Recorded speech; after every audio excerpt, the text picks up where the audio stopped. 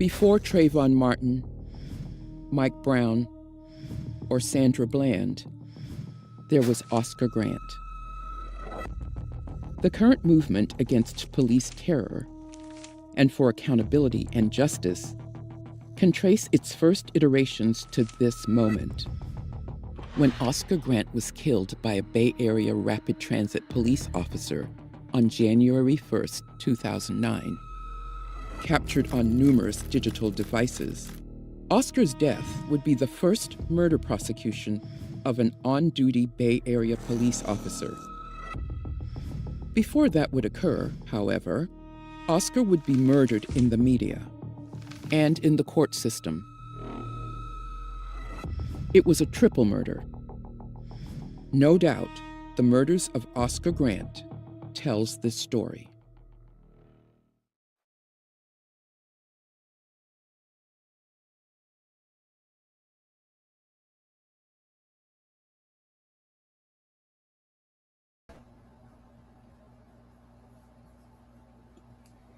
Greetings, everybody. Good evening, good afternoon, good late afternoon. How y'all doing? My name is Tonda Sizwe Shimaringa, and this is Root Work here on Black Liberation Media. So glad that you have decided to join me today. And if you're coming in late, well, not late, if you're watching it later, if you're watching the video, the recording later, so glad that you decided to do that. Please, as usual, remember to like, to share, and to subscribe. Like the video now. Y'all know what I always say, like it now. Subscribe to the channel, both Black Liberation Media and to my personal Root Work channel. Share the video. Make sure that you share that link. All of that contributes to helping keep Black Liberation Media an independent source for you. And speaking of independent source and support, shout out to Matt Clubbin, who always supports the channel. I greatly appreciate it. Got a couple of folks over here real quick. Hey, Leah, how you doing? Hello, Brianna. I don't believe I'm familiar with you, but hello and welcome to the show. Roger Clendenin. Now you know I'm from LA. I can't be doing all that. Yeah. Peace, bruh, but I can't be doing all of that. I'm not sure who SMA. Hi, Hama. I don't know what SMA mean, but okay, fine. How you doing? Glad to have you. Glad to have you. So today's show, which I talk about in the interview, is with Baba Zak Kondo. Brother Zak Kondo is a brother I have known. I'm not even gonna say how long. I was a student at Howard in Washington, D.C. when I first met Bob, and I believe he was a graduate student. He has helped me tremendously. He and his former wife, Nia, have helped me tremendously. Yeah, I think we're going to have to get rid of. Yeah, go and get out of here. Sorry. That was we had a troll. Let me get the troll up out of here. Yeah, had a tremendous impact on my development as a student and as a woman, as someone who's committed to the liberation of our people. And like Malcolm X, when Ozzie Davis talked about Malcolm X was our shining black manhood, I always saw Baba Zak as a model, a good model of African manhood. And a lot of the brothers, not all, of course, because, I know some folks, but a lot of the brothers I see out here, strong warriors for our people, have a deficiency when it comes to study and when it comes to studying the works of black women. For years, and I'm still deficient in my study of fiction, even though I started out as a creative writer and then went into journalism. As a youth, I read all the time, all kinds of fiction. But once I became conscious, my focus became on nonfiction and politics. And I became very, very deficient in fiction and creative writing, poetry, etc. And for the last few years, I've been going back and trying to correct that deficiency. And so Baba Zak not only talked about how those works helped him, but in particular works by Black women. And that's something that I don't always hear. So I wanted to explore that with him more. I had actually thought about having him on in March for what I call Black History Month Part 2, Women's Month. But March was real interesting for the kid, for your girl. We didn't get a lot done in March. But we got it done this weekend. Hey, Will Red, peace, greeting, glad to have you. And I enjoyed the conversation with Baba. Now, we did have some technical difficulties. I know I told y'all last time it ain't a Rootwork show without technical difficulties, but they wasn't my fault this time. I think it was just a bad internet or slow internet connection on Baba Zak's end. But for the majority of the interview, you can understand what the Baba is putting down. So let me shut up. Let's get into this interview and y'all can see for yourselves. All right. All right. Baba Zak Kondo is an author, a historian, a scholar, and professor of history at Baltimore City College. He is well known to Black liberation media folks as the preeminent scholar on the assassination of Malcolm X and the author of the book Conspiracies Unraveling the Assassination of Malcolm X. But I got to say that I first met him as the author of the Black Student's Guide to Positive Education when I sojourned in Washington, D.C. way back in the day. This is how I first met Baba Zak. I found this, I don't know how I found the book, but I found the book. I fell in love with the book. And I'm not sure if I don't think I stalked you. I think maybe you walked in the Pyramid Bookstore and that's how I met you. I'm thinking that's how I met you. You know what? Maybe, but you know what I remember? What? Kwame Ture spoke at Howard, and I remember and then I was talking to him afterwards, and it seems like I met you then after I finished talking to Kwame. I'll take that too. I don't, the memory is.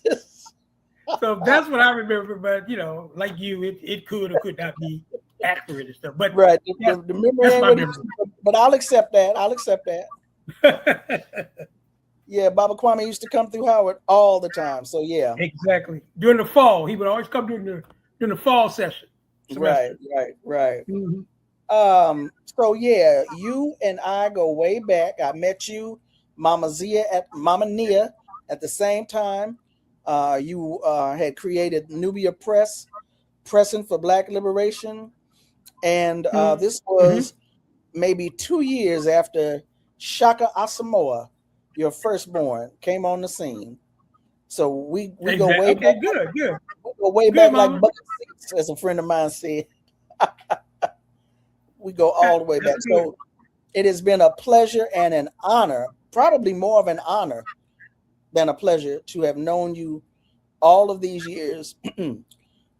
When I met you back then, from that day until this day, or should I say including this day, I have always been in awe of your scholarship and your work ethic.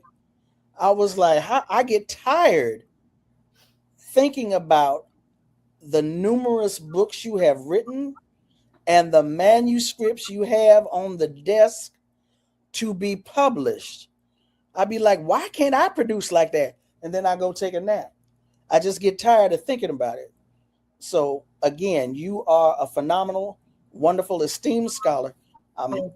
It is a pleasure and an honor to know you. And thank you for being on Rootwork today.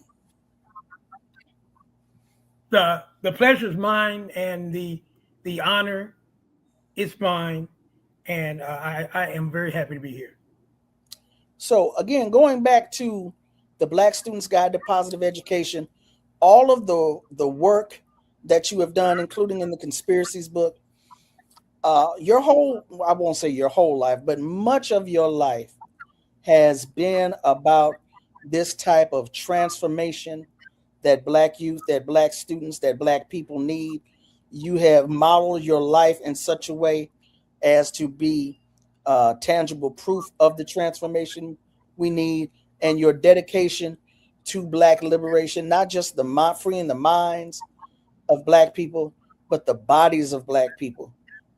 Like I said, ever since I've known you, ever since I've met you, you have been about that business. That has been your ministry. And one of the things I've noticed about many brothers in particular who have made that their ministry is that they don't always look to, at least publicly, they have not stated how Black women have influenced them in a way other than just the flowery, oh, Black women, I love y'all, blah, blah, blah, blah. I saw you gave an interview a couple of years ago where you talked about the impact that particular Black women authors had on you. And I found it intriguing again, because as I said, from what I have seen and know of you all these years, such a strong pillar of Black folks' liberation, of being a soldier warrior for Black liberation. And your reading interest, we hear that people need to diversify their diet. They don't always do that. But you talk specifically about how certain sisters had made an impact on you and added to your development. And that's what I wanted to chat with you about today. I think I may have approached you about doing this in March, but March was really rough for me. I was trifling the entire month of March, and we're just not getting to it in June. So that is the reason why I wanted to speak with you about that, so you could share with our audience part of the story of your development. Yeah. Well, there's a lot coded into that question, and it's a lot of different ways that this basically happened. First off, let me say something about scholars. I've always been a student of certain scholars. Now obviously I'm a Pan-Africanist, I'm an African nationalist, so obviously that's been a major area that I focused on. But even in mainstream, there's always been sisters who contributed to my knowledge base. Mary Frances Berry, for example, who was one of my advisors at Howard University. I read her book, years ago, dealing with, blacks in the law. And I remember in the beginning, that not being able to put that book down. It wasn't what I call one of my watershed books, though, but that was an important book, in my development. Nell Painter wrote a book about the Black Exodus, after, or during the Reconstruction period. I thought that was a great book, and it helped me to understand better, our history, during that particular time. There's always been Sister Cress Welsing. I read the Cress Theory of Color, Confrontation, and Racism as an undergrad, and obviously that put me, in a, that provided more perspective for me as far as racism, was concerned, and then later the ISIS papers. So there's always been and of course Arimba Ani, obviously, her book on African culture stuff. So I've always had, sisters whose, works have impacted me. But what I was talking about were the watershed books. And those were the books that had life-changing, life transformational impact on me. So those are the ones that I was talking about. And basically I want to say, because I kind of go back and forth. Sometimes my list has 8 books, and sometimes there's been 10 books. I guess it depends on who I'm talking to. But there were 4 sisters in, or half of each number, whether it's 4 books, whether it's 8 books or 10 books, half of them were always sisters. So the sisters who are part of my, transformational watershed, first there would be Michelle Wallace. Now, everybody knows Michelle Wallace, when she published her book, Black Macho and the myth of the Superwoman during the late 1970s. There were some challenges there. We later find out that MS Magazine and Gloria Steiner and them, were all part of putting this out, and that there was, that part of it was that they wanted to divide African men and African women. I'm familiar with all of that, but this is what I remember. This is why this book was important for me. Okay, I got past whatever the politics were. When I started reading that book, though, it was the first critique that I ever read of the civil rights movement, of the Black nationalist movement, of the more radical movements in our history. It was the first critique of African male leadership that I had read. Now, let me be real clear here. I didn't agree with everything that was in the book. I took issue, I thought that the way that she China dealt with Malcolm was narrow. And what I mean by that is this. She talked about Malcolm more so when he was in the nation, but had nothing really to say about Malcolm when he left the nation. Right. And when Malcolm left the nation, when Malcolm founded the OAAU, women played significant roles in leadership positions in that. And we kind of forget that, in many ways, with the exception of the Southern Christian Leadership Conference having Ella Baker, we seldom saw African women, even in mid-level positions in traditional civil rights organizations and stuff. So I took issue with that, but this is why this book was important for me. She raised the right questions, even if all the answers were not there. And we need to be able to have conference about the right questions. She basically took the oppression of African women and put it front and center. That is a dialogue that our people need to have. We needed to have it before the book came out in 78, and we needed to have it before, and we needed to have it after. And she did that. I give her credit for being able to do that. I'm also reminded, okay, she was hard on the brothers too, but the truth of the matter is that the history that she wrote about was historically accurate. Because what were some of the main things she was talking about? She was talking about how oftentimes we let white and historically you could, this is a historical fact. If you study our leadership from the post-slavery era into the 20th century, into modern times, we have been Black male oriented when it comes to leadership. And what we've done as African men, is we have assumed leadership roles in the same way that white men assumed leadership roles in the white community. And there was no questions discussed in many of these venues, if you study our history, in which the question was asked, do or should it always be African men making these decisions? Where should sisters play in this discussion? These are legitimate questions that our leadership should have been answering. Du Bois didn't ask questions like that. Booker T. Washington didn't ask questions like that. Marcus Garvey didn't ask questions like that. Cyril Briggs didn't ask questions like that. But we needed these questions. These questions should have been asked. So back to Michelle Wallace. She asked those types of questions. And she wondered, if this was the best approach for our struggle. There's an African proverb that goes,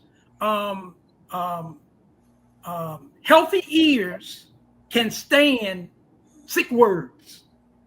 Healthy ears can stand sick words. She could have been nicer about it. Yeah. The language could have been a little less lethal. Yeah. Oh, that's true.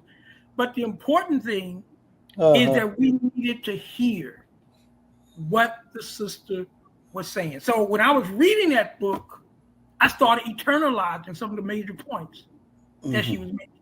And what I began to also realize was this. It began the rise of my gender consciousness. By the time I read this book, my racial consciousness was flourishing. It had been flourishing for decades, actually, since I was 12 years old. So I was good when it came to race consciousness. Right. But when it came to a gender consciousness, I was lacking substantially. So she helped to introduce me. She helped to basically incite the development of a gender consciousness in me. Now, a few years after that, my second watershed book. Well, hold on. Before we get to the second watershed book, let me go back for a second, because again, you are a professor of history, an esteemed historian, and you're saying that in the late 70s, when she wrote this book, she raised important questions, and that you took on this book, even though you heard what the politics were, you put that aside and committed to reading the book. Now, people have said, well, she doesn't feel that way anymore. Most, in the latter half of the century, whatever, people are saying, well, she rejects that. She doesn't feel that way anymore. Or she went back or something or another, went back on her words or something. Do you still feel that those questions raised were important and needed to be raised? Yeah. In other words, to me, it's irrelevant to me where she is right now. I don't care. All I can tell you is I needed that book. I needed the ideals in that book for my development.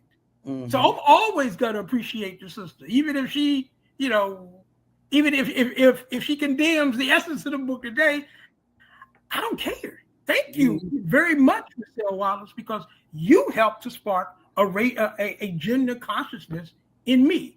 So I will always appreciate that sister, and her mother, Faith Ringo. I always enjoyed looking at her, her visual art as well. Yes. Now, I just raised the question because, in addition to the politics that you spoke of earlier, people will say her turning around now, they will utilize that to further disregard the work. That's the only reason I raised that. Okay, I appreciate that. But yeah, and I would still, regardless of where she might be with the book, I would still recommend, students, to read the book, but just do it with a warning that it's tough reading, but serious warriors need to be able to take tough reading. That's okay. We can take, an African man, because I never forget when I was in grad school, and I got into this debate one time with the president of the Black Student Alliance at the University of blah blah blah, blah. and basically he was hating on the book, and talking about how the book was attacking African men and stuff like that. And the point that I was trying to make with him was this: but is it logical? Is it reasonable? Is it factual? Is she making points, regardless of how it's coming? Is she making points that are viable, and can we learn from it? And the short answer was he didn't really have much of a response for that. He was in his feelings because as a Black man, he felt attacked. Well, we kind of got to get over that. At this stage in our struggle, that cannot be a major consideration for a serious African man. For what? We're going to eternalize. She's talking about African men in general, and I'm going to eternalize it and take it personal, and therefore I'm going to close my mind to all the other stuff that she's talking about in the book. I mean, that's bullshit stuff. And we don't have time for that. We need the tough stuff too. Evidently, many have time for it. Right, exactly. And that's what makes that book important to someone like me. Okay. Ashe, Baba, thank you for that. Your next watershed book, you started to say. Okay, so I was at the University of, actually, it's Virginia, but I don't claim those schools. Even I went there. Stop saying blah, right, blah, blah. I went there. Yeah, I went to these schools. I graduated from those schools. I supposedly earned a degree from those schools, but I don't consider myself an alumni of those schools. So why give them publicity? You understand what I'm saying? But anyway, I was at the University of Virginia with Vivian Gordon. I was in grad school then, and she was a sociologist, on the campus, and she also was in African, Black studies at the time. And she taught this class called Black Women, a sociology class. And that class would have 100 African students in that class. It was just that popular. And so people would talk about it. I would listen to the undergrads, and they'd be talking about, we're learning so much stuff. And she's talking about this, talking about this. She would bring in outside speakers, and she would show films like Haley Garima's Bush Mama. I saw that for the first time in her class.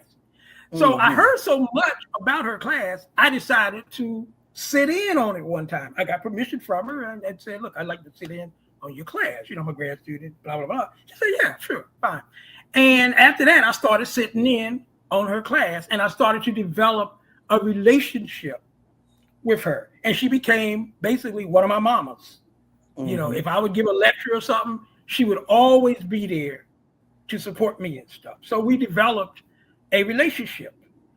In fact, when she was at SUNY Albany, she invited me to come up there to speak. Some years later and stuff like that.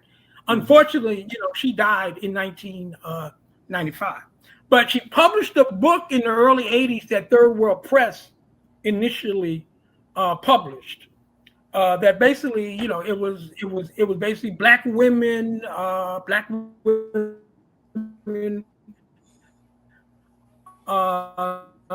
liberation. It's like Black women liberalism. And what's you that for African women, should it be about feminism, or should it be about liberation? Like, where should the focus be? And her overall thesis was that there should be no separation between the two. It should be both. That is, that African women should be about both liberation and feminism. And so that was the second watershed. I read the book. It was a small little pamphlet sized book. I had been talking to her anyway. And our little conversations here and there were also building on my gender consciousness. Because the truth of the matter is that as much as I was developing a racial consciousness, I just didn't have much of a gender. I was very void when it came to not just a gender consciousness, but a class consciousness as well. So people like Michelle Wallace and Vivian Gordon, they filled in the gaps for me until I reached the point in which I ventured out and just sought things out myself. And this is where Toni Morrison comes in. I read Song of Solomon. Actually, one summer I was doing some consulting work for literature programs in which you worked with this organization in Alexandria. And so I got the honor, really, of basically working with these young high school students. And it was, during the summer, they would read a different book every week, and then we'd have discussions about it. And so one of the books, I I didn't develop the curriculum though. I just managed it. But one of the books was Song of Solomon. Now, I had not read Song of Solomon before this program. So I read it. And, you know, it was like for the first time in my life, I was impacted by a novel. Now, let me be, and let me put it in some context for you. When I was coming up in high school, and even when I was in college, I took maybe 2 or 3 English literature courses. I'm talking about the ones where you do reading. So I read the best of white authors in the United States in different college level classes. So all of the ones that white people said, these are the best we can do. You know, the Hawthornes and the Poes and, you know, all those white people. I read all of them between high school and college. And not one of them damn books, and I'm talking about all the classics, if you will, that they define. You know, I didn't define these as classics, major works and all that. So let's be real clear there, right? Yes, sir. But none of those books ever blew up my skirt in any way, shape, or form. You killing me. You killing me. You killing me. So I read Song of Solomon. And let me put it in more context. There were other Black novels that I had read that also didn't necessarily blow up my skirt, okay? Because I read, you know, when I was in high school, I did a research paper on James Baldwin that required me to read all of his books that had been published up until that time, okay? So it's not like I was this neophyte when it came to, you know, Black, Black literature and stuff either. Right. Okay. Right. Okay. Anyway, but for the first time in my life, when I first started turning the pages of Song of Solomon, for the first time I became a captive. Literally, I became a captive, a captive as a reader, and that had never happened to me before. And certainly from reading a novel. Now, I've had some history, like there's some history books that I can talk about that also kept me captive. You know, There's a River by Vincent Harding, for example. Vincent Harding, yes. And that's another story, right? But I started this book, and it was an extraordinary experience for me. The way she developed the characters, the way she dealt with culture, because people forget the Zora Neale Hurstons of the world, the Toni Morrises of the world, they are anthropologists, and they are technician. They were technician anthropologists. They understood culture on its micro level, but they also understood culture on its macro level. Right. And so all of that came out as I was reading Song of Solomon. All that understanding of culture. When she's talking about Milkman, and when she's talking about the secret society, which is really based on traditional African secret society. When she's talking about what do they call it, the 5 or the 6 or whatever the hell they were called, it's like 7 days. Right. But it was like, this is from our history. This is from our culture. This is from our experiences. And the depth that was in this, the way that she presented the culture, it was basically electrifying for me. And it's like, and I'm saying, wow. And the way she wove it in and wove it out. For the first time in my life, I cheated. I started cheating when I'm reading a book. That's never happened to me. Because I wanted to know, I wanted to get ahead of the game here and stuff. That's extraordinary for someone like me, who normally ain't into novels and that kind of stuff. You understand what I'm saying? How did you cheat, Baba? How did you cheat? I would skip ahead sometimes. Now, don't get me wrong, I would ultimately go back, but it's like, in other words, it's like I got to see how this is gonna. I got to see where she's going with this. I got to see how this part's gonna end, and it's like I felt guilty though. So I'll be honest, I felt guilty, and then I would then go back. But my point is that books that can have an impact like that for someone like me, that's an extraordinary book, and the person who's weaving this storyline for someone like me was just, it was extraordinary. And then when I ultimately finished the book, it was like, wow, it's like I had to really reflect. I mean, this was a novel. I just read a novel. I just read a damn make-believe. And yet, I'm sitting here thinking to myself how this make-believe novel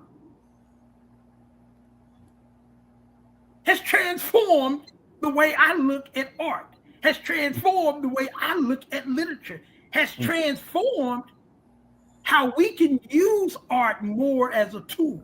Because see, keep this in mind. For me, previously, when I talk about art as a tool, like you look at the Black Arts Movement, okay? And, we got people in all these different genres and stuff, and they're basically, using their medium as a weapon. Now, intellectually, I always understood that. Like I read Hakeem Adabudi, Donnell Lee, if you will, and when he's talking about, cracking a honky's head and all that type of stuff, and I'm saying to myself, that is some strong bullets that he's using intellectually.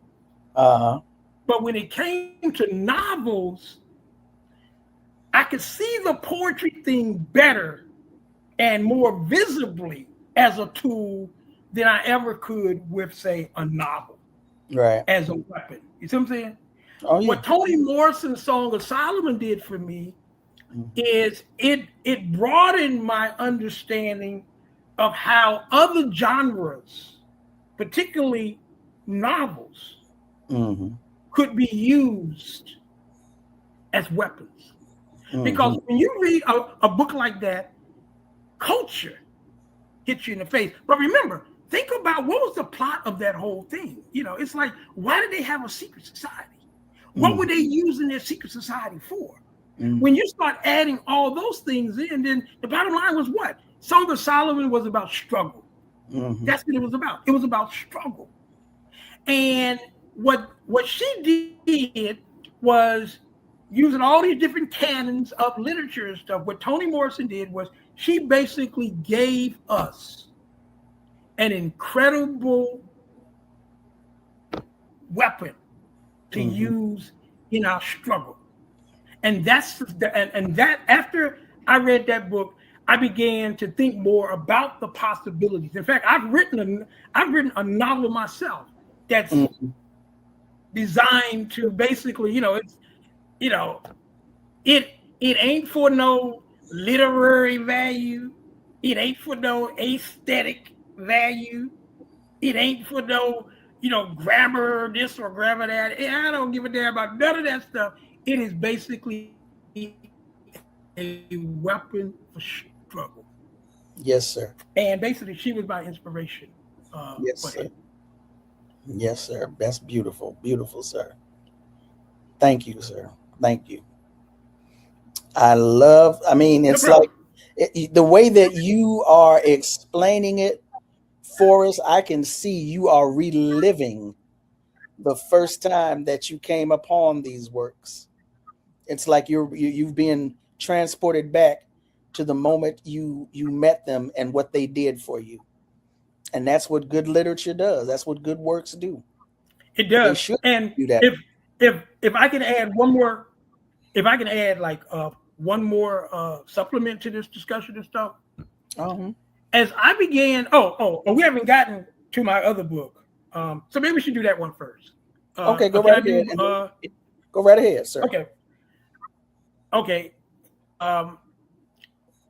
That would be Bell Hooks' Killing Rage, Ending Racism, which was published in 1995.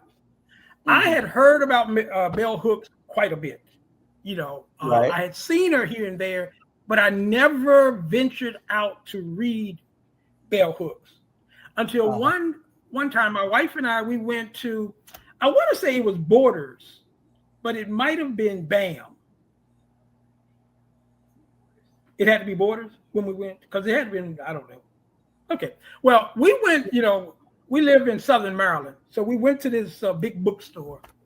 And I guess we spent a few hours there. But to make a long story short, we sometimes would go and do research. We would use bookstores sometimes as libraries. My wife and I, because she's like, she's a scholar, and educated well. And so we were in this bookstore, and I came across bell hooks, and I put her off the shelf, and I started reading it. Mm-hmm. And so I'm familiar with bell hooks, but I couldn't tell you nothing about bell hooks. But anyway, right. I started reading her. And the thing that struck me about bell hooks, first off, her analysis, the first thing that struck me is after I read a couple pages. See, this is how I define great analysis. Mm-hmm. When you read something and then you ask yourself, damn, why didn't I think of that? Then that tells me that was quite an analysis. That's what made Vincent Harding, There's a River, important to someone like me. Or Haki Badabudi's Enemies of the Class of Races, some of my other, watersheds and stuff. Because it's like, I'm constantly asking myself, damn, why didn't I think of that? Wow, how did they think of that? I mean, it's like, so I started reading bell hooks. Mm-hmm. And every other page, it was like, I never thought of looking at it that way. Mm-hmm. And so she constantly did that to me in that book. And more than anybody else, bell hooks forced me, because of her analysis, to get much more serious about my gender consciousness. Mm-hmm. But not just that, but she also forced me to do something else. Because keep this in mind, at this stage of the game, I'm a father. Right. I'm a husband. I'm a son. I play all these roles. And I got women all around me, all around my life. I got women. Mm-hmm. And what bell hooks, I think, did more than anybody else for me is she forced me to look at reality from the eyes of my mother, of my grandmother, of my wife, of my daughters, and ultimately of my granddaughters, of my aunts, of the people, of the females in my life, because I had not ever really done that. Previously, you could say I was the typical African male warrior. Mm-hmm. And I embraced this notion that, we got to deal with racism first and foremost. Mm-hmm. And African men have to get, we got to get ours first, and our manhood, all that type of stuff that we kind of, the Pan-African community and the Black African community would generally, promote. I was in that in many ways. I was probably not as far as most because I'd been impacted by Michelle, Wallace. I've been impacted by Vivian Gordon. But in many ways, I was still in that general, universe. And then I'm reading bell hooks. And so the first time I'm looking at this, what has this experience done for the women in our lives? And it's like a light bulb basically went off. And it forced me to become a much more serious advocate for womanism, for example. It forced me to become much more serious about where do African women fit in the overall spectrum of struggle? Because in the past, historically, we have tended to ignore the pain, the challenges of African women, but to be especially sensitive to the pain and the challenges of African men. Well, I think it was Deborah White who said, you cannot liberate half of a nation. Mm-hmm. And so it started dawning on me, that you cannot liberate one part of the race and not be serious about the other part of the race. So this is when it forced me to start looking at womanism literature. So I started with Alice Walker. Everybody had always talked about, In Search of My Mother's Garden. So I'd come across it here and there, but I never really read it. And so I needed to check that out and to try to understand how she came up with her concept of womenism and stuff as a concept. And then of course, later as, ultimately as a theory. And so I needed to understand that type of information more. So I basically began a self-educated, basically a self-guided struggle of feminism, or basically womenism. And I've been pretty much doing this now for, I guess at least for the last 20 years or so. And I actually do try to keep up as much as I'm able to and stuff, and I'll also say this too. I think one of the greatest contributions to womanistic thought in the last few decades has been this, this concept of intersectionality. Yeah, because we can't talk seriously about struggle if we don't look at it holistically. I mean, that's what intersectionality is all about. It's about looking at our plight holistically. And think about African, okay, let's look at white women first.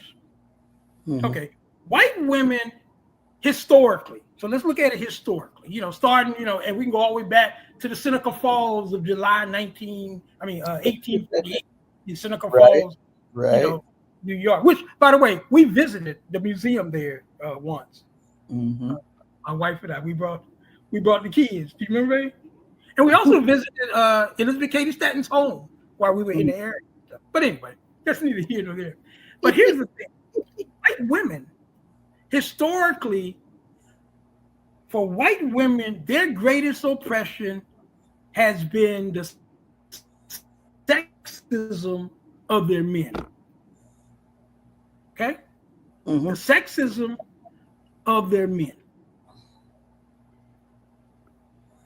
During slavery, they did dirt on Africans, just like their men. They were always there with their men. But let's do something. Let's look at what African women dealt with historically.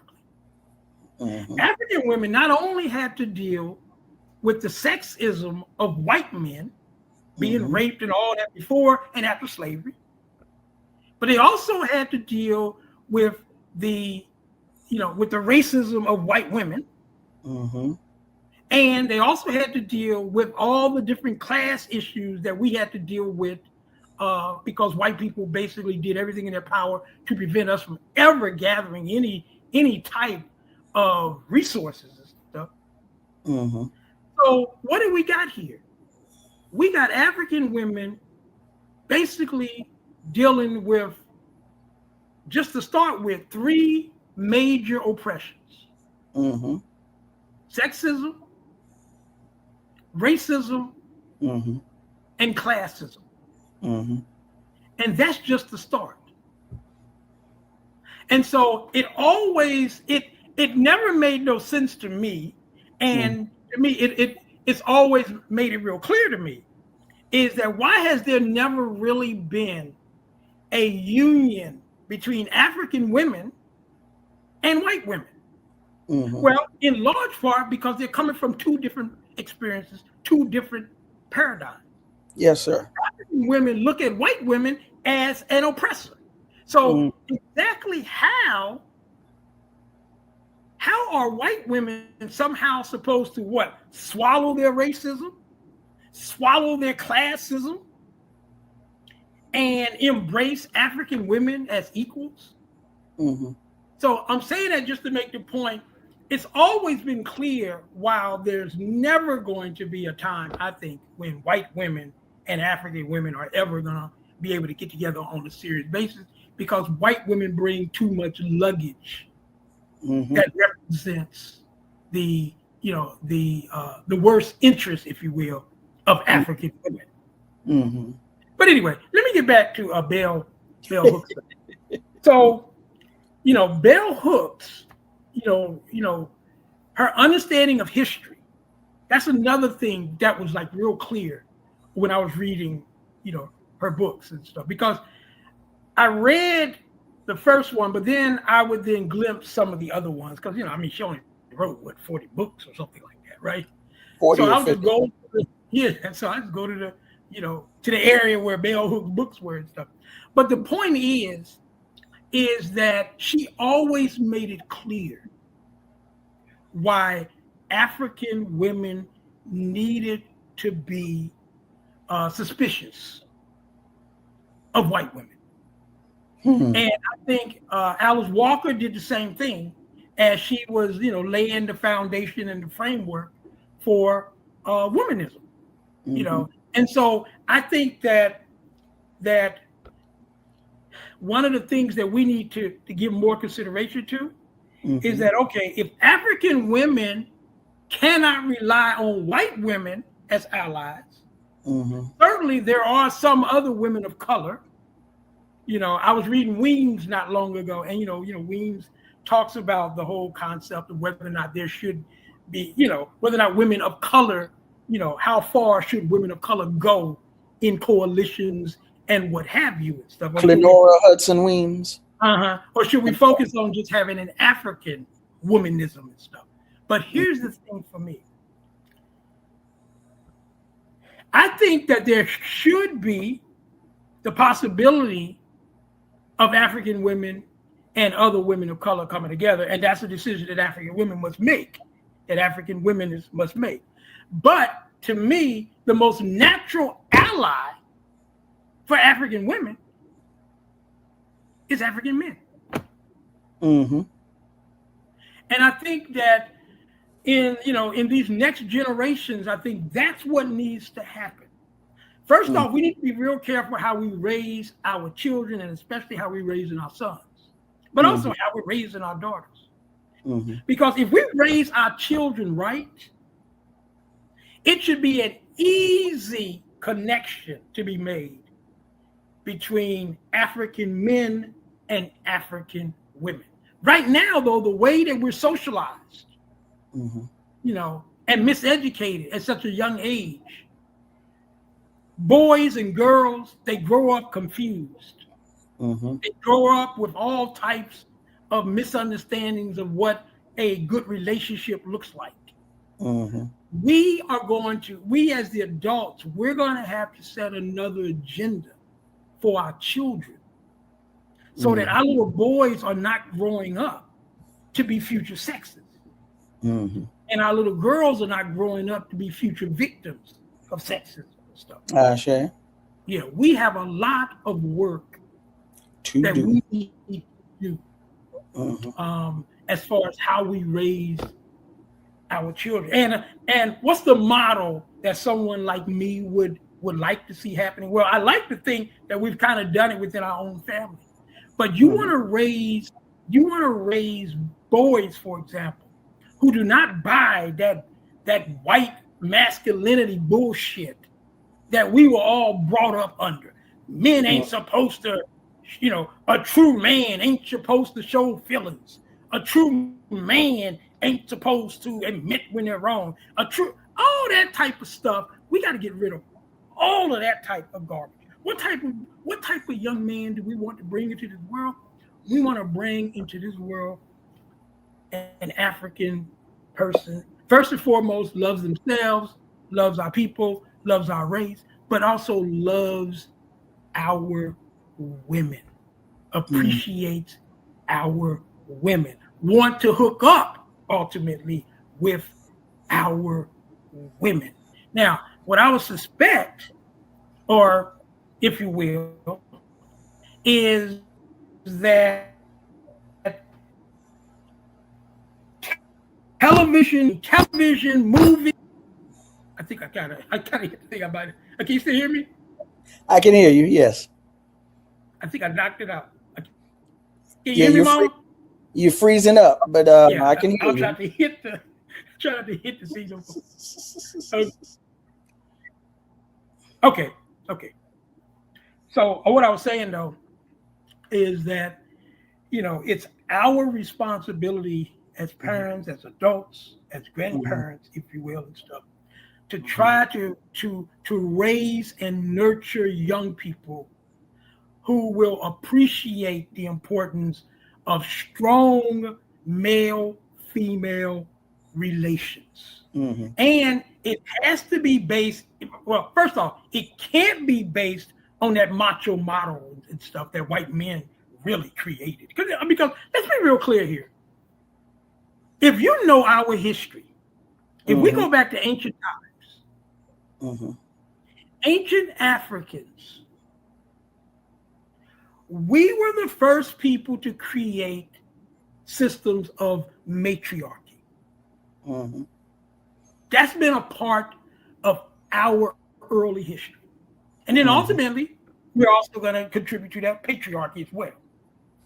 But this is a type of history that we don't talk about a whole lot. And that's this. Africa gave the world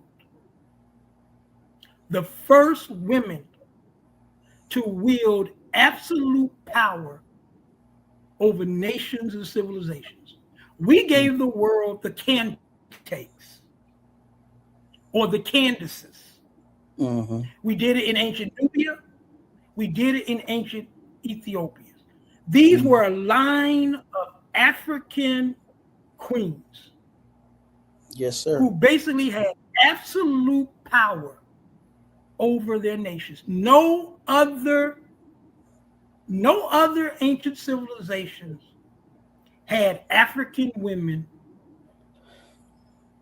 wielding absolute power. So it's ingrained in the marrow of our history that we should never be afraid of having African leadership as far as women are concerned. This is a part of our history. And yet somewhere along the way, the script of our history was ignored. And then there's this concept that there has to be an African man calling the shots. The African man has to be the leader of the organization. The African man has to be the leader of the movement and all this type of stuff. History has taught us that sometimes that has worked for us and sometimes it has not worked. And we need to raise generations of young people who will basically go with the best type of leadership that we can form or that we need. So if it's an African woman, then no problem. If it's an African man, no problem. If it's an African man and a woman working together, no problem. But it's time we must transform. We cannot just live off of the past. We have given the world some great male leaders, but guess what? We've also given the world some great female leaders too. Right. And so we're going to have to figure a way to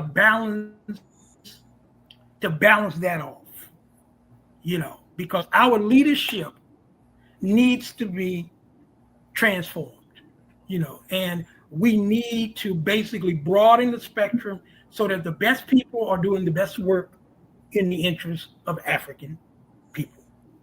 Yes, sir. Ashe. Thank you for all of that.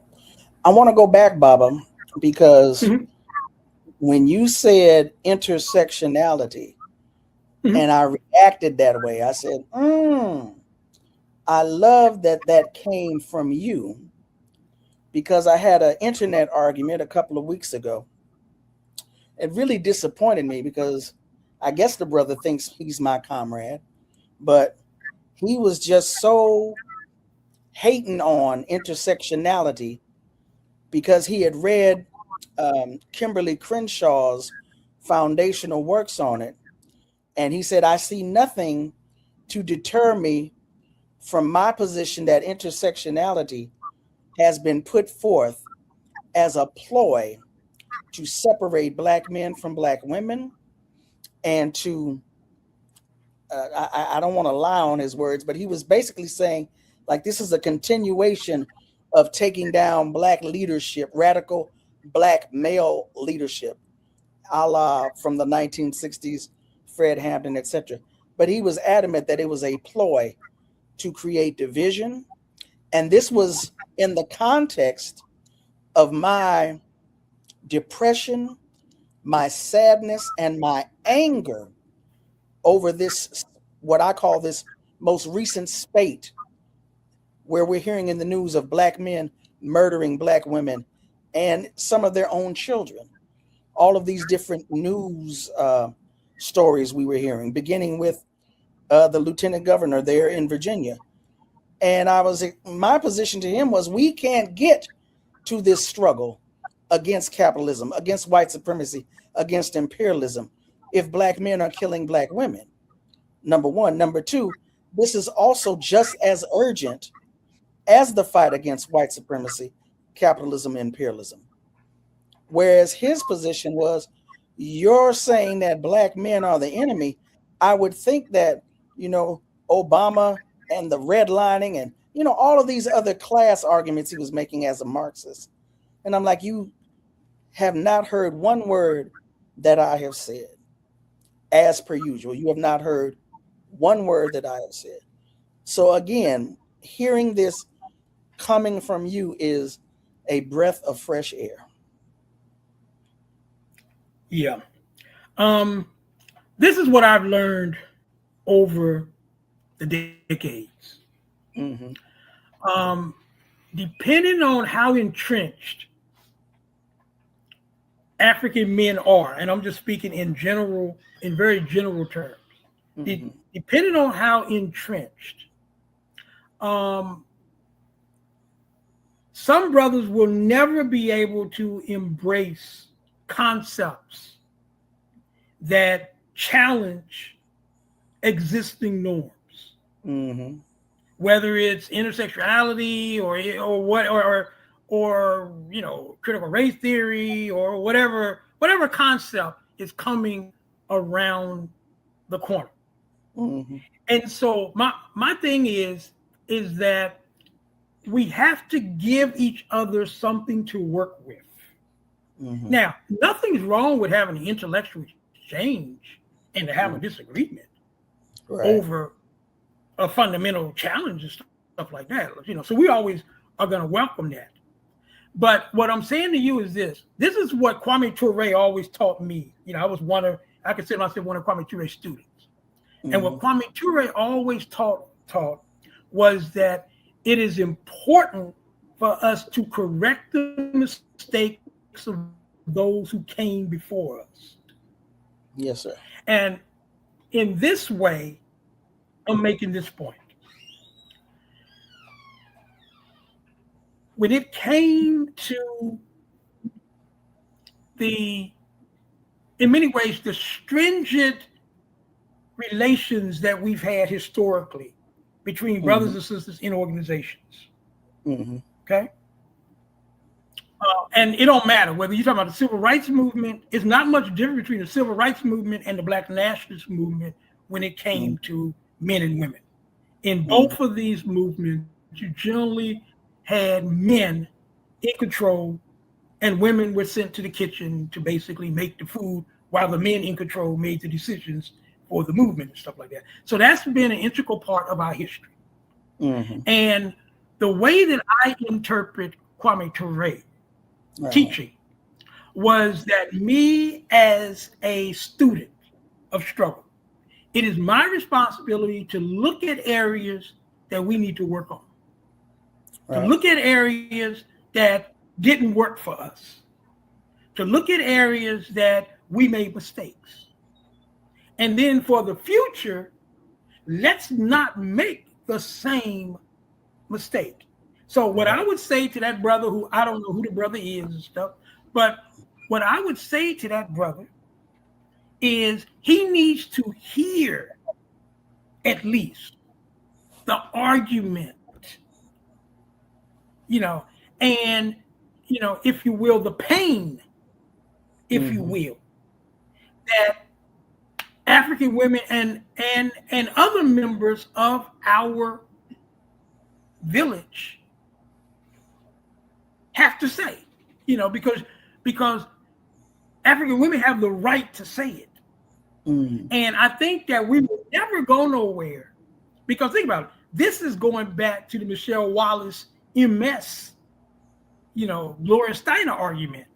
And hey, this book, if it's just another way to prevent the male and females and divide us and all that type of stuff. But if we took that approach, then we're going to miss the invaluable wisdom and intellectualism that we could grow from in her book. So we have to be open to change, and it's okay that maybe he don't get it.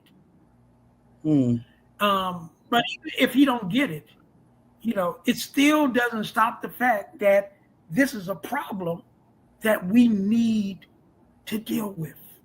Hopefully one day, maybe he will get it. But I would also say that you can't squeeze blood out of a turnip either. And so, you can, if it ain't in there, it ain't in there. Yeah, and so, you can only do the best that you can do. But the world that I envision, for our children and for our grandchildren is a world in which we can have these types of dialogues, and that in the end we make decisions that's going to be in the best interest of our people as a whole. I think that's the best outcome that we can get from these types of discussions. But we have to be able to hear and appreciate the fact that the experience that African women have had historically has been different in some ways from the experiences that African men have had. And then sometimes they're similar, but in other ways, they're much more complex and they're much more layered. You said much more complex and layered, and our responsibility is. But all right. So our responsibility is basically to listen to and to listen to what the other person is saying, but also we have to still appreciate and come up with ways that will meet the needs of both sides in dialogues like this and stuff. So in other words, is that we have to be able to have these dialogues, even if they're painful. I'll go back to that African proverb that I said. And the proverb was, healthy ears can stand sick words.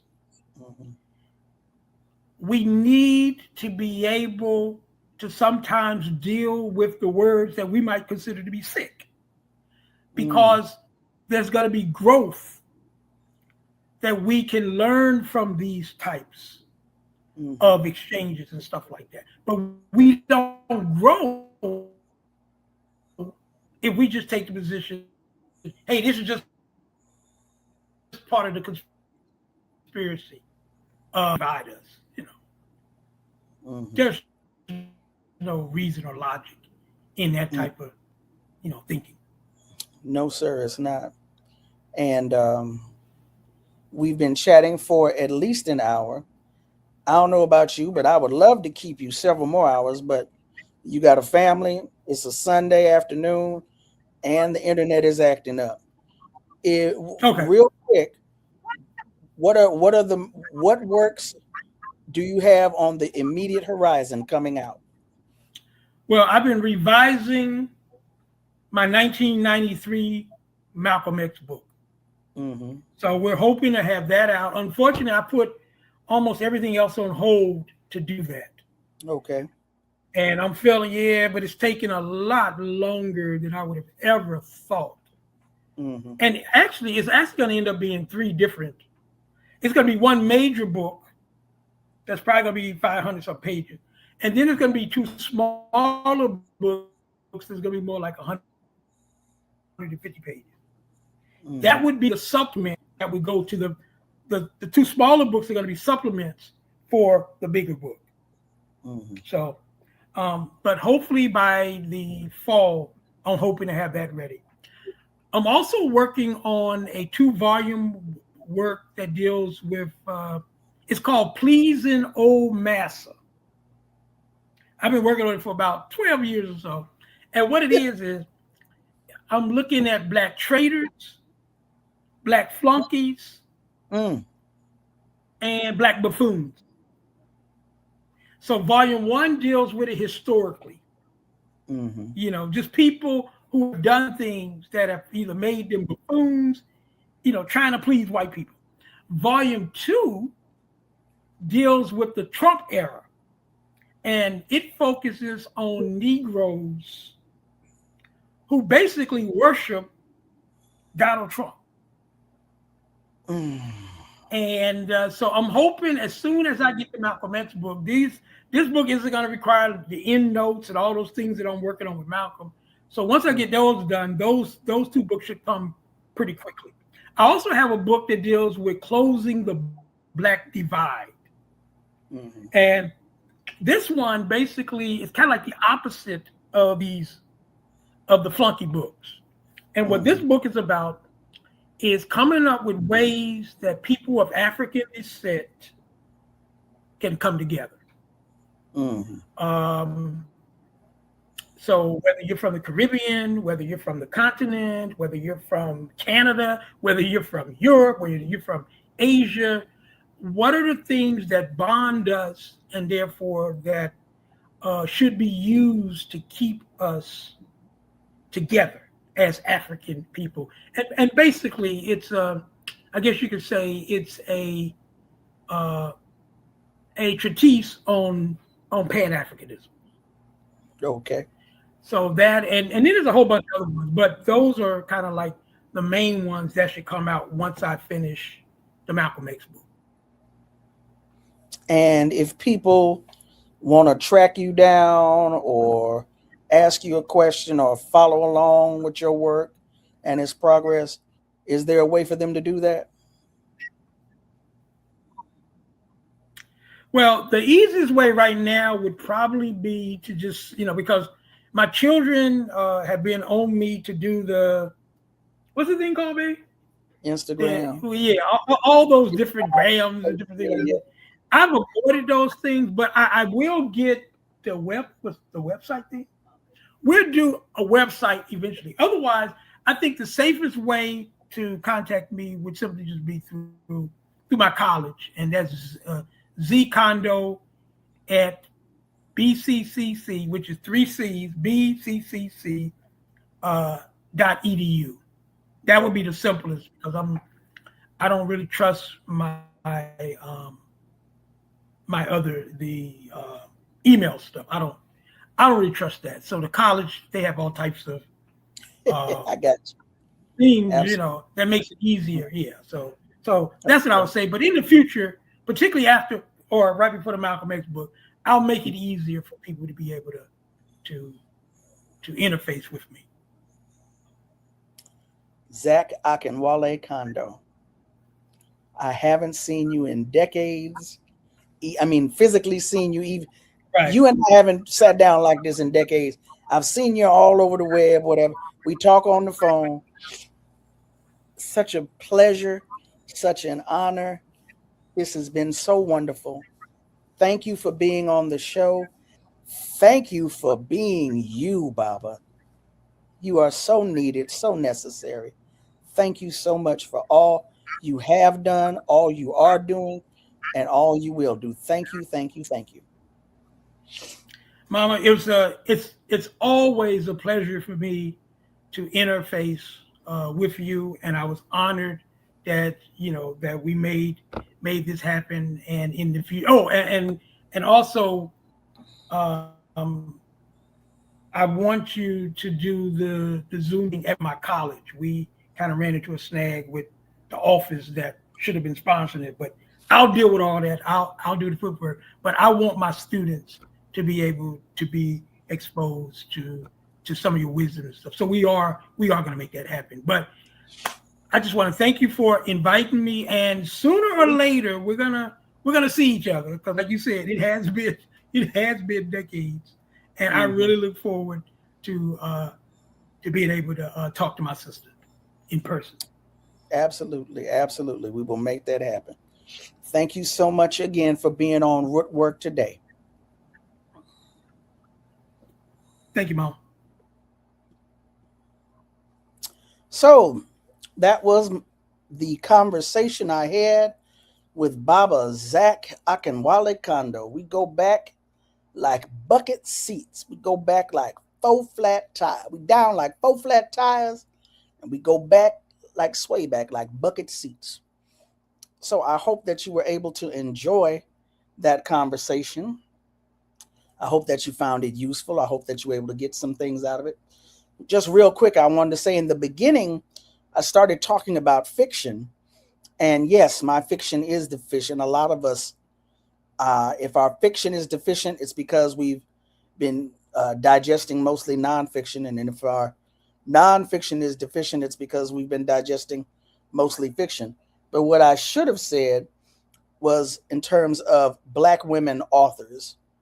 Um, I said that the conversation was around uh, fiction, and it was not solely about fiction. It was about Black women authors. Of course, Michelle Wallace, Dr. Vivian Verdell Gordon, and Bell Hooks were not writing fiction. They were nonfiction authors. But, Toni Morrison just looms so large. To me, she just overshadowed everyone. But at any rate, yes, fiction, not necessarily, or should I say, Black women authors, not necessarily all fiction authors. The other thing, for those who might not be familiar with the controversy surrounding um, Black Mantra and the Myth of the Superwoman by Michelle Wallace, what he was referring to was the fact that Gloria Steinem and Ms. Magazine is not the magazine of an organization, but it is a feminist white women's magazine. It's for all women. It's seen as a white women's magazine. Ms. Magazine. Gloria Steinem. Um, and the concern is that Gloria Steinem stated out of her own mouth that she had worked with or had a relationship somehow, some way, some form, fashion with the CIA. So people take that to mean, see, feminism is a plot to divide Black men from Black women. It's a CIA plot, and it always amazes me how Black men assume that number one, feminism is a plot to divide the Black community, divide Black men from Black women, and that Black women who choose to call themselves feminists, regardless of the strains of feminism, whether it's transnational or decolonial or what have you. But it's always interesting to me that Black men assume that Black women who choose to call themselves feminists are blindly following along behind white women, and that it never, why does it not occur to some of these Black men that the reason Black women choose feminism is because of what they've experienced with Black men? I'll never understand that. But the point being, that was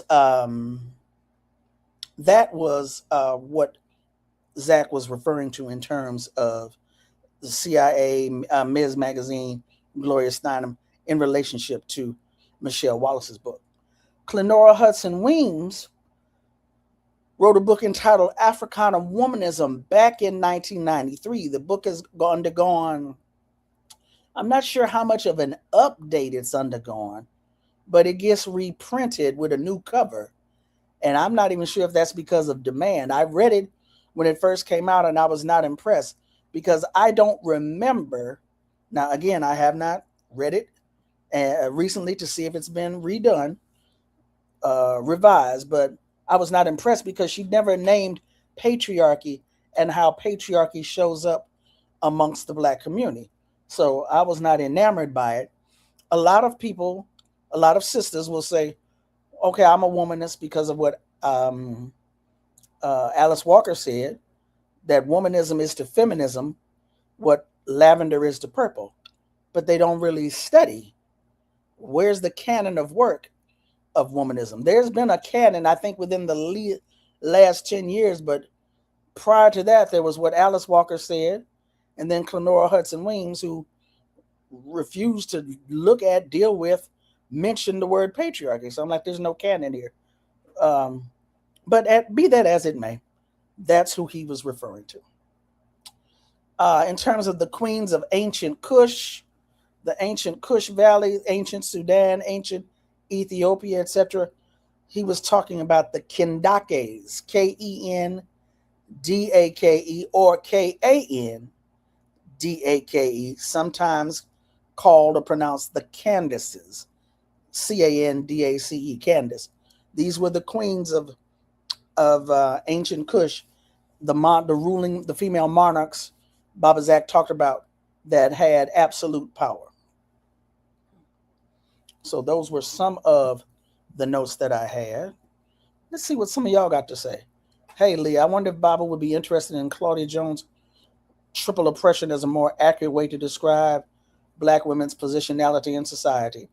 I can send him that question. Unfortunately, it was not live, but Claudia Jones was not, well, there was Claudia Jones.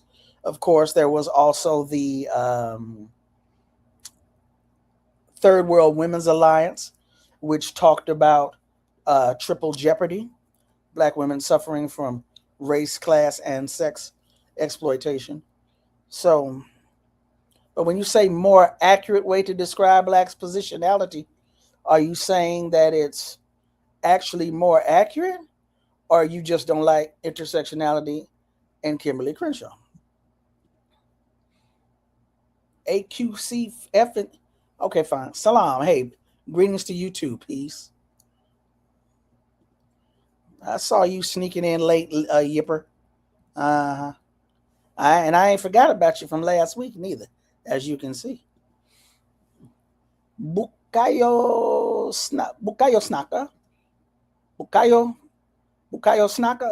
Snaka. This is a unique perspective that women have to be socialized to resolve things with empathy, and why, honestly, we should let them take the lead more often than not. Kali Akuno, co-founder of Cooperation Jackson. Sacagawea Hall, another co-founder of Cooperation Jackson.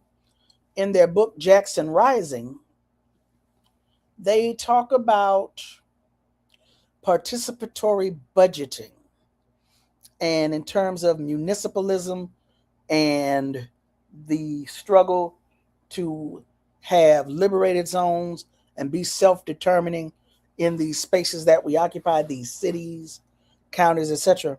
They asked a question: what would it look like if Black women, not specifically, but who more than likely are mothers, what would it look like if Black women determine the budget priorities of a city? Y'all check that out. Check out that interview I did with Sacagawea Saki Hall in Jackson Rising, talking about Cooperation Jackson in Jackson, Mississippi. And let me know your thoughts on that.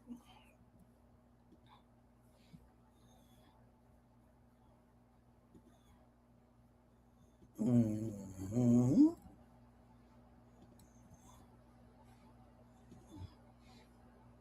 Yep, you do. Yep, Jackson Rising. I think there's a second edition that has been put out. So yeah. We must heal one another. Listening is key. Uh-huh. Sandra Edwards, hey, thank you for listening. Thank you for being a part. Well, we have to admit that as men, we are socialized in not just a patriarchal system, but a colonial one that fetishizes domination. So our imaginations carry that domination with it.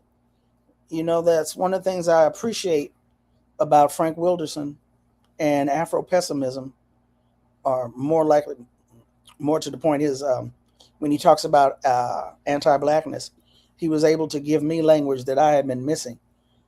You know, black people in the imagination of white folks, it is a taboo, and it is also a fetish. We are desired and loathed at the exact same time. No wonder stuff be crazy. Song of Solomon is an incredible work. I have so many ideas for online book clubs. I just can't get, I can't do it all. I can't get it all. I can't get it all. And is it, I hate to mispronounce people's name. Indofied. Mhm.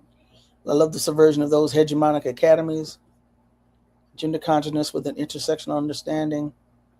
Appreciating the question of how white hegemonic leadership is learned and replicated in our communities. Yeah, the what does he say? Subversion of the hegemonic academies. When he kept saying, I went to the University of blah blah blah, refusing to name them. He eventually named them, but yeah.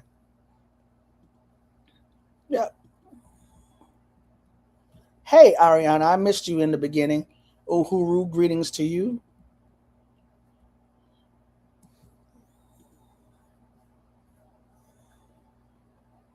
Ah, okay. Meaning that intersectionality tends to layer identities for institutional gains for a certain class of women. For a clip, check the last Black Miss Pod, and Dr. CBS Hood Comments also has a piece on. Yeah, well, it came from a legal framework that she was using in terms of discrimination in the workplace for Black women. So, yeah, I feel you on that. Rob, powerful program. Thank you. Thank you for watching. Thank you for hanging out with me on a Monday night. Ah, okay. Black Miss Podcast had a question from a guest host that talks about the difference between triple oppression and intersectionality.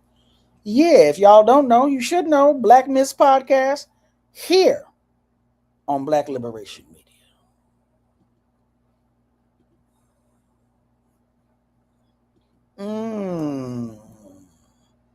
John Kemper, did you just now get here? Is you coming in late?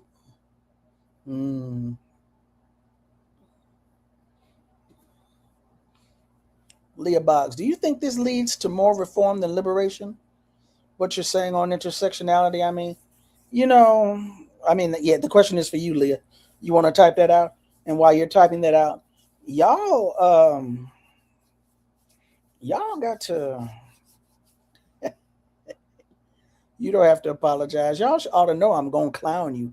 You're going to get clowned, so just strap in and sit down, take the ride, and enjoy the ride, because you're going to get clowned. But you don't have to apologize for being late. But look at you. Yipper, you just mad because I got on you. Anyway, Leah, as you're typing your response, if you are typing your response, so George Jackson has a quote. What is fascism? Well, in one word, you could call it reform. People cite that one, they throw that one quote out there. They don't go into detail. They don't give more context. It's like Biko's quote, the most potent weapon in the hands of the oppressor is the mind of the oppressed. It's like, have you read what came before that quote or after that quote? Are you just throwing quotes out there? What does that mean? And the reason I say that is because, the other thing that George says, another quote, he says, people are dying who could be saved.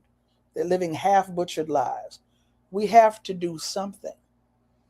Do you know that in some places it is against the law if a medical practitioner, if a doctor is out walking, minding their business, and sees somebody laying with a gunshot in the gutter in the alley and they don't help them, they could be punished for that.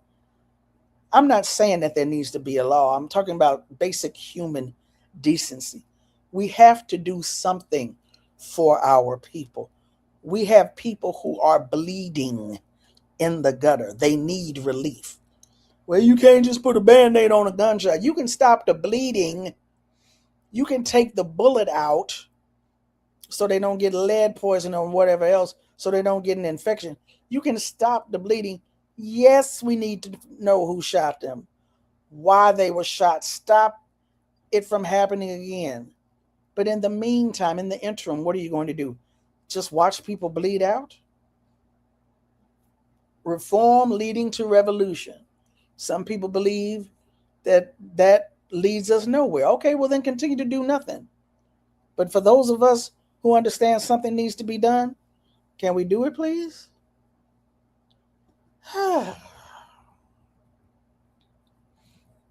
So then the answer, do you think this leads to more reform than liberation? What you're saying on intersectionality? You said yes. All right. That was, that very easy peasy. That was not a whole lot of typing. Anyway. In the opposite, the United States doctors are legally punished for trying to help people that need abortion care. Well, I mean, it is abortion. You have to reproduce. It is your duty to reproduce. So I can understand that. Don't get caught up in reformism. Reforms are okay. All right. There's a difference. Thank you. Appreciate that. And now, it is 6:33. I am 2 minutes late, 2 minutes over. Like I always say, I ain't going to be out here running my mouth all night long. I'm not going to do it. I'm not going to do it. Do you feel that tension? I think that we organize around liberation. The reforms you mentioned are possible.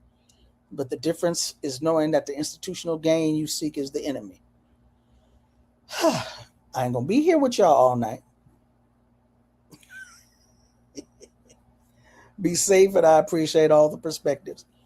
As usual, thank you all. Thank you all. Thank you all. Thank you so much for hanging out with me on a Monday night. I really, really appreciate you. Don't forget to support all of the various offerings we have here on Black Liberation Media. Don't forget to, if this is your first time here, welcome. Thank you for joining us. Please subscribe to the channel, Black Liberation Media. Subscribe to my channel, Rootwork. Please like and share the video. Also, take care of yourselves, stay safe, and I'll catch y'all on the next one. Peace. Nothing in Deborah Jones's formative years could have prepared her for life in the US organization. Like many of her generation, she was Black and proud before the phrase became popular. She believed, and still believes, in the principles for which the organization stood.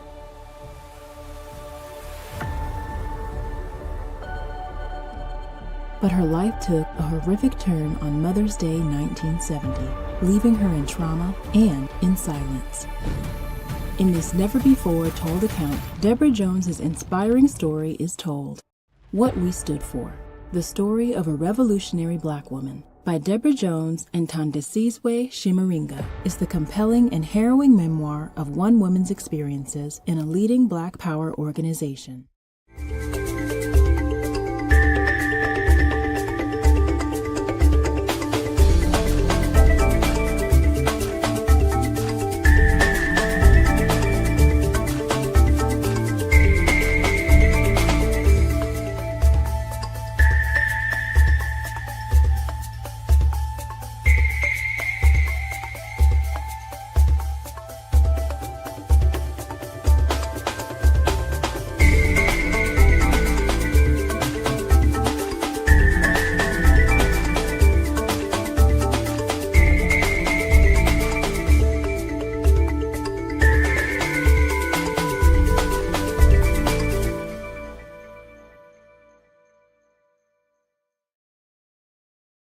Black Liberation Media is a collective of Black and African organizers, journalists, academics, and media personalities serving Black and African masses seeking to further grow in their understanding of themselves, their histories, and the African world through entertainment and news. Please continue to like, subscribe, and donate to the channel so we can further serve you and liberate our people. You can also go to blkliberationmedia.org, get some merchandise, and also become a Patreon member and a member from the YouTube. Please do what you can, share, and show your love as we will show ours for you. Black Liberation Media.